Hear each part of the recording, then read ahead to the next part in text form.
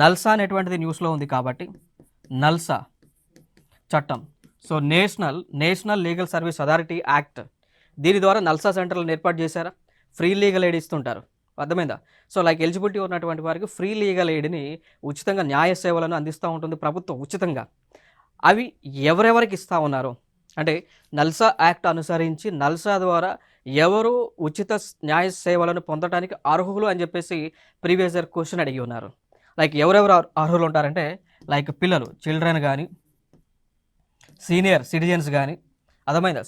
పిల్లలు కానీ, senior citizens కానీ, ఇంకా ఉమెన్ కానీ, మహిళలు కానీ, దాని తర్వాత SC and ST, so schedule caste schedule tribe చెందినటువంటి వారు ఉచితంగా కోర్టులలో లాయర్ని అపాయింట్ చేయించుకోవచ్చు, అర్థమైందా? సో ఈ చట్టాన్ని అనుసరించి సో ఫ్రీగా వాళ్ళ యొక్క కేసులను వాదించుకోవచ్చు. గవర్నమెంట్ వారికి లాయర్ని ప్రొవైడ్ చేస్తుంది, లాయర్ ఫీజు కూడా గవర్నమెంట్ చెల్లిస్తుంది.